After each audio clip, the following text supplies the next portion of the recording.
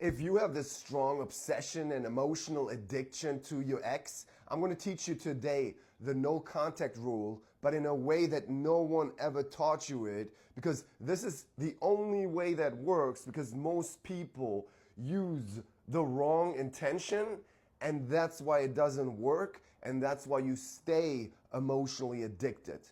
The emotional addiction that was created by the roller coaster of emotions in relationships, the hot and cold games, the jealousy, the fear of losing the person, is broken like any other addiction with the abstinence of something. That's why the no contact rule is so great. The problem is most people don't use it in the full effect. Let me explain this, and trust me, you don't need to watch any other no contact rule video if you watch this one. You might think they're your soulmate and they're the only person, but in reality, you just overstimulated your algorithm because your brain works exactly like an algorithm. Let me explain you why. The more you used your focus to spend time inside of your head, in your brain, on the stories about the relationship, on how important they are, on focusing on the emotions of jealousy or fear of losing them, the more the brain was like, oh, you love this? You love interacting with all these emotions and these thoughts about the stories of the relationship? Let me give you more, until your entire reality is warped because you identify with those thoughts and emotions.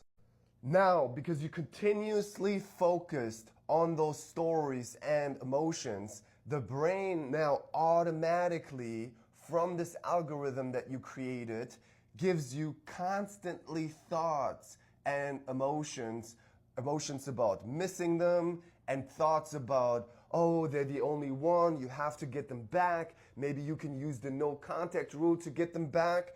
And this whole emotional and thought addiction, this snowball effect, it's like a huge avalanche, is warping your reality. You cannot see reality clearly anymore. In addition, you don't feel anything for any other person that you might want to date, because the emotional addiction is just always pulling you back to, no, this is the only person.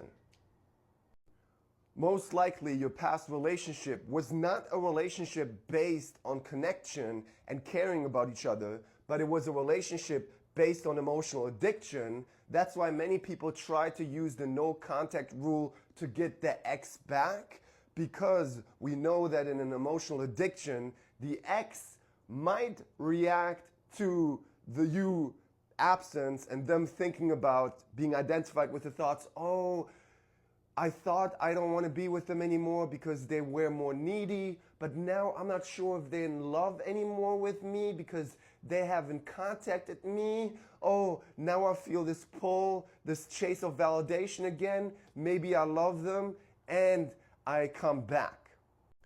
Now, yes, this works at times, but even if it works, it's not a real relationship. They don't come back because they care about you. They come back because their own insecurity, them being in uncertainty, which they mistake for love again, even though it's also an emotional addiction, because they get pulled in by the uncertainty that you give them with the no contact rule.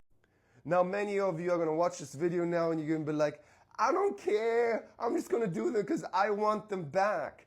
I'm going to tell you why this is the wrong intention. Many of you will be so addicted that you cannot even hear me right now, because your reality is so warped that you would do anything to get them back, even if it hurts you. You might have to learn the hard way and go through more pain, and eventually you will realize that you attracted that person in the first place from an emotional addictive pattern, from being reactive. You were chasing happiness in another person. And that the true importance here is not to fix your life with another person, not to think that your happiness, your purpose is to get that person back. But the importance here is to build a healthy relationship with yourself, to balance yourself out, to stop being reactive to old trauma patterns that might come from your childhood, which makes you be attracted to toxic, hurtful relationships. To actually realize that you lost yourself in relationship because you haven't found yourself in living your life, and by avoiding living your life, you're not finding the stability in yourself, so you are losing yourself in another person and looking for the stability in another person. I know many of you are like, oh, why don't you put it in a 1-minute video? I don't have the attention span. Because you can't put this entire process in a 1-minute video. And if you really want to improve your life, you don't just get your dopamine hits by viral quick ideas without the practical tips and the process that I'm giving you. So let's get into it. If you use the no contact rule to get your ex back, and I don't know why your ex has one longer arm, but if you use the no contact rule to get your ex back, you're still showing your brain with your behavior inside of your head that you put all the importance on your ex, and you will not get over your ex. Because no matter that you have no contact, you keep thinking about, oh, when they're reaching out, or maybe they reach out next week, or maybe it's gonna work. You're still showing your brain with your activity inside of your head that you put full importance on your ex, and your brain will give you more thoughts about when they could reach out, or what they're doing, or if they are with another person. So the no contact rule is not to get your ex back. The no contact rule is such a great tool to cut out the compulsions, aka the contact, the back and forth conversation, the back and forth, to cut out the emotional addiction. To simplify, compulsions are any behaviors that you're doing inside of your head, aka thinking and spending time on the stories about the relationship, or outside of your head, aka checking on your phone what your ex-partner is doing, are any behaviors to fix emotions and thoughts, to cope with emotions and thoughts, to engage with emotions and thoughts, to get relief from emotions and thoughts. And the more you do those behaviors of engaging with those emotions and thoughts of the algorithm from the relationship, the more the brain gives you more of it, and the pattern is feeding more and warping your reality. All right, to break that, the first step, of course, is no contact rule, because it cuts out the outside compulsions, the physical compulsions. In addition, we need to cut out the inside compulsions, which means we need to stop talking back to the thoughts that the brain is giving you. You cannot control the thoughts that the brain is giving you, because it already automatically gives you those thoughts based on the algorithm that you created, but you can control if you talk back with your focus.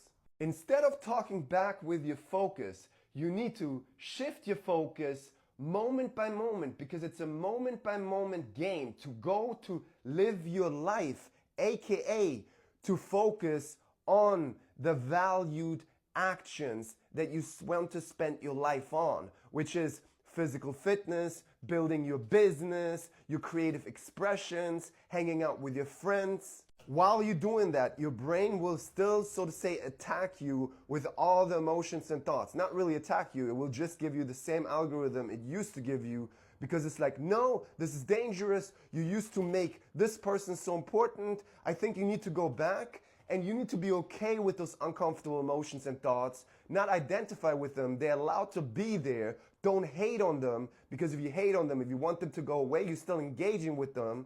Instead, they're allowed to be there, but you use your focus to focus back moment to moment on, oh no, brain, I'm doing chest press right now, I'm walking right now, I'm driving right now, and it's gonna feel wrong, because the brain is gonna give you a feeling of, this is wrong, we need to go back, and just know that's part of the emotional addiction. The only way to do this process in an impactful way is to start in the beginning of the day, because sleep is a reset. And if you start the beginning of the day with rumination about the ex, your brain's like, oh, we love doing this all day. Let me give you more thoughts. And it's like a snowball effect. But if you start your day waking up, no brain, we're going to the gym now, we're walking right now, we're making breakfast right now, staying outside of your head, you're shifting the algorithm slow by slow. I only have a few seconds left, but if you want to go deeper on how to change your GPS from the emotional addictive engine to the valued action engine, check out my emotional fitness book in the link in my bio.